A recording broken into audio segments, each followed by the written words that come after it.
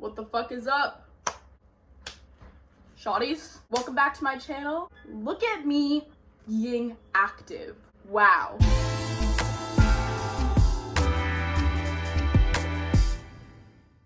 There's construction happening outside my house, and this has been happening for fucking months, and it wakes me up every fucking day. I would wake up at 1 if I could. Sometimes I do.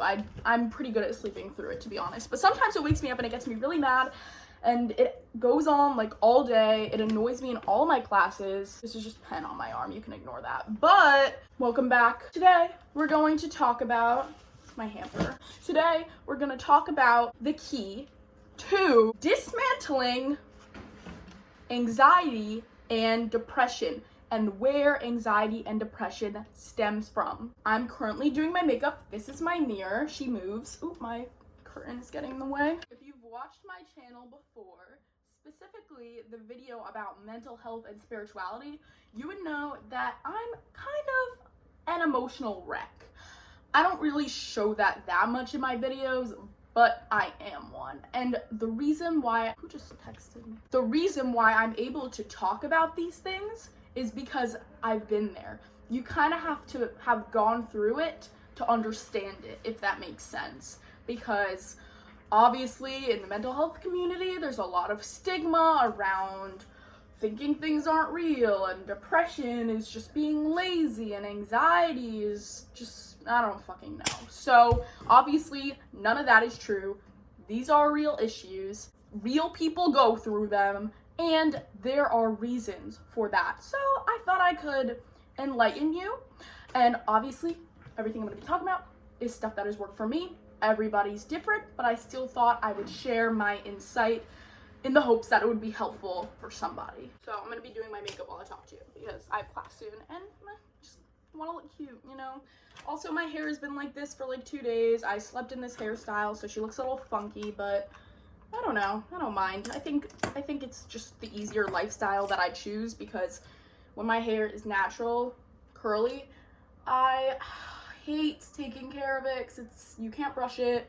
So I kind of just like let it get funky and deal with the repercussions of the knots later.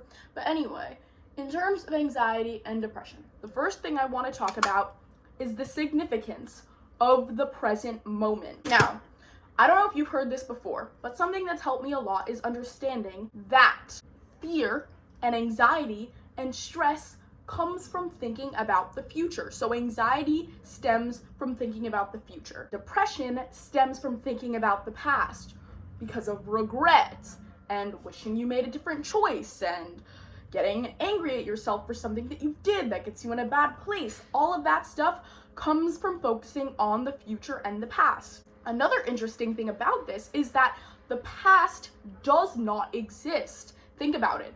A person with dementia doesn't remember their past because they have memory loss, so the past doesn't exist for them. The only reason that you even remember the past and the past even exists to you is because of your memories.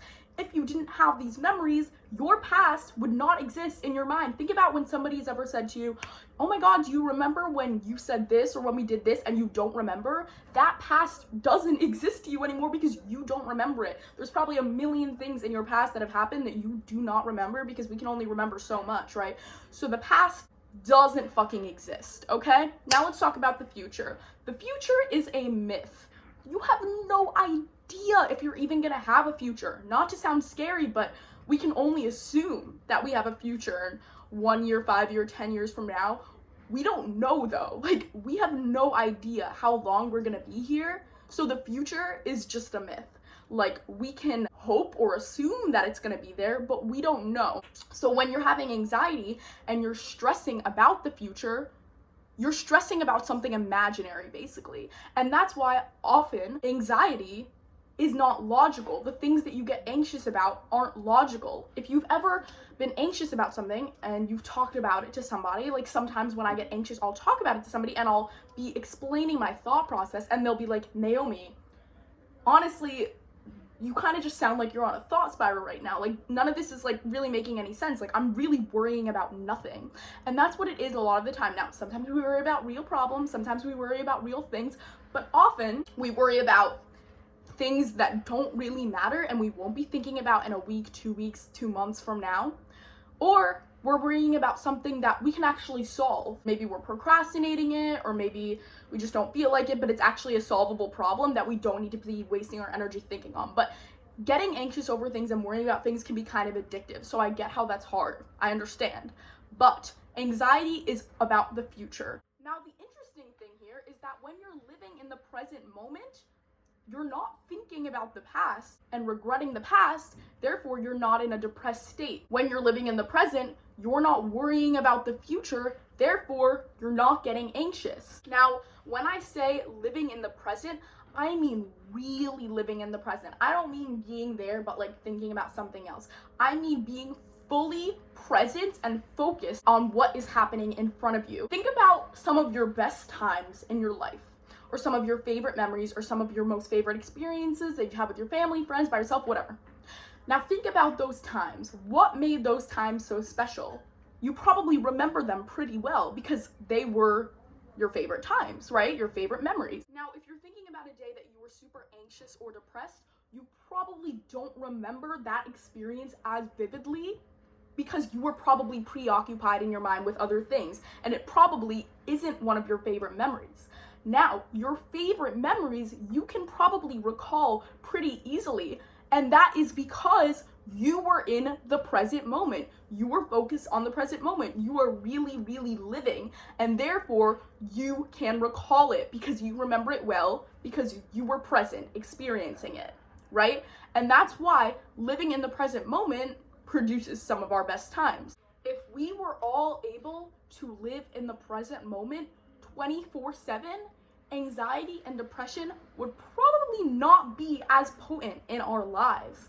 I use the word potent a lot, and I'm really not sure what it means, and I think I'm using it correctly, but I'm also not sure. So if I'm not, I think you can assume what I'm saying. Unfortunately, staying focused and present in the moment is not as easy as it sounds all the time, because sometimes it can be really hard to get out of that thought spiral of anxiety or that depressive episode. It's not easy, but it's doable. And there are some things you can do to help get you back into the present moment. So now that you understand where the anxiety and depression is stemming from, and now that you understand that that doesn't exist when you're in the present moment, the key is to learn how to be in the present moment as much as possible. Now, there are always little things that you can do to get into the present moment. Okay, sometimes if you're getting into an anxiety spiral, just inflicting some sort of feeling on your body can help you get back into the present and realize that you're there in this moment and you're not in here, you are here, right? So whether that's just like flicking yourself or like scratching your arm a little bit, like whatever, just like something on your body to just help you get into the present moment. Another easy way to do that is to find something in the room or space that you're in and focus on it and see every detail about it. So like, for example, see that tapestry behind me? I could look at that and I could focus really hard on it and make note of all the details, all the colors, and when my full attention is on that, and man, that noise is so annoying, I'm so sorry. When you're really, really focused on it, you aren't thinking about other things because you're fully present, and you can always do that. Find something to fully put all of your energy onto. Some things that are a little bit bigger that you can do that I've been doing recently is painting your nails. If you're a guy, you can still paint your nails. It looks cute, we all look good. So obviously, I was anxious lately, and so I painted my nails, and it actually really helped.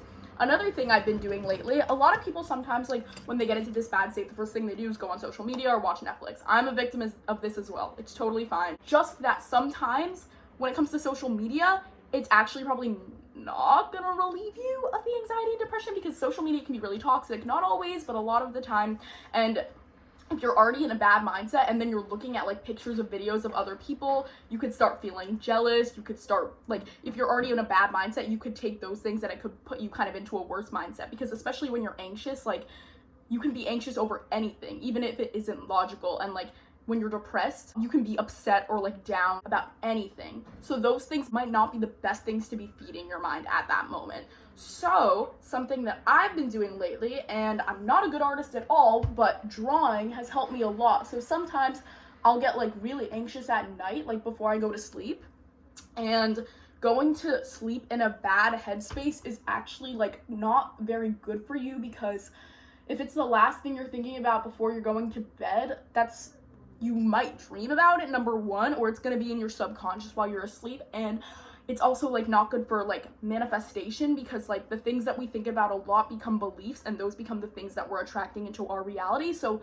getting into a good mindset before you go to sleep, or at least a neutral mindset to not be worrying about things when you go to sleep, is really good. So before I go to bed, I've been drawing when I get anxious, and amazingly, it distracts me really well. And I'll watch like a show that I've seen before while drawing, so it's like the double distraction, because sometimes if I just draw, I can't like still focus, or sometimes if I just watch TV, I can't really focus. But if you do both at the same time, at least for me, it's enough distraction to make me forget everything I was thinking about, as long as I'm doing that thing. And obviously this isn't like the best like long-term strategy. Like after I stop, it's not like I'm never gonna think about those things again, but it's enough to get me out of that mindset to the point where I can just go to sleep after and wake up with a fresh head, not still thinking about it. That's just something that works for me, but the most important thing for you is to really try and listen to your body and think, if I could do anything right now, what would make me happy? And sometimes the answer is nothing. Sometimes you don't feel like there's anything that can make you happy. But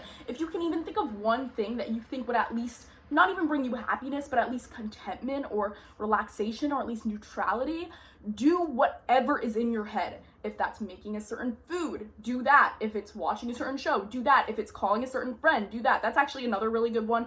FaceTiming, calling, texting with somebody, a really good distraction. Whether it's to talk about how you're feeling and let it out, because that can be really good. Or sometimes if you don't want to talk about it, just have any sort of conversation. It's a really good distraction. So you listen to your mind and body, and whatever you feel like would be good for you, do that. And that's also a good strategy to do whenever, like even when you're not in a bad mindset, because whenever you're doing things that bring you happiness, you're actually getting into a vibration of happiness and therefore attracting that energy. So doing things that you like and that bring you enjoyment is always just going to be bringing more enjoyment into your life. So try and spend your time also by not pleasing other people and not making other people happy, but by making yourself happy, because when you're making yourself happy, you are also going to be bringing other people happiness, because just being around you is bringing your energy onto them. Obviously, everything I'm saying right now isn't going to cure your anxiety and depression in one day, but understanding where anxiety and depression stems from can actually help you have a lot better of an outlook on it, because you also have to know that a lot of the time, the thoughts that you're having when you're in those headspaces aren't very logical. And getting into the present moment is a really good way to let go of those things.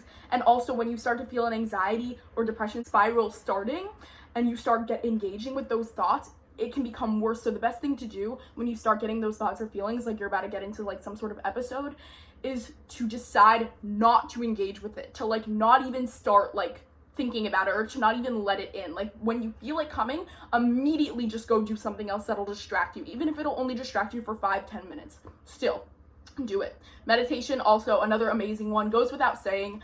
Best way to clear your mind. It can be really hard sometimes to clear your mind though by meditating when you're feeling like super anxious and are having a lot of negative thoughts. So I recommend doing a guided meditation for those times, because it's a little better at helping you distract yourself. The last thing I want to say for this video is that anxiety and depression and negative thoughts and all that jazz aren't your fucking fault. It is not your fault when you feel that way. So please don't waste any more energy by being hard on yourself for feeling that way, because you didn't ask for that. It's not your fault, and it's hard enough to be dealing with that without making yourself feel worse for it, okay? And it's also okay to feel that way. You don't always need to be focused on getting out of that headspace 24/7. Sometimes the best thing you can do for yourself is just allow yourself to sit in it, to absorb it, and most of all, to accept it and be okay with feeling that way. And be like, look, this is how I feel right now, but I also know that maybe yesterday or maybe last week or maybe last month I didn't feel this way, because emotions and mindsets are always changing. So you have to allow yourself and accept yourself to feel the way that you are feeling and be okay with it as you are, with also knowing that this isn't you, that your thoughts aren't true, and that this mindset will change. And in the meantime, just do whatever you can to make yourself feel the most comfortable, knowing that this will keep moving, because everything is always changing and that you are going to be fucking okay, I swear. That is all I have for today, folks. So thank you so much for joining me. I hope this gave you some sort of comfort. I hope I gave you some sort of good ideas. If I didn't, I'm sorry for wasting your time. Again, this may not work for you. This is just what works for me. I'm not a professional. I'm not a therapist. I'm not a psychologist, but I'm a person who experiences these things, and I have found some things that have worked for me. So I hope they work for you, and I hope you guys enjoyed this video. As always, feel free to put ideas in the comments about what you want to see next, any types of videos related to mental health, spirituality, or anything else. I love you guys so much. Thank you so much for watching, and have an amazing rest of your day. Before you go, I just want to show you my makeup, because I just did it. Cute, cute. Sorry, my hand is shaky. Cute. Do we like it? Do we like it? Okay, goodbye. Mwah.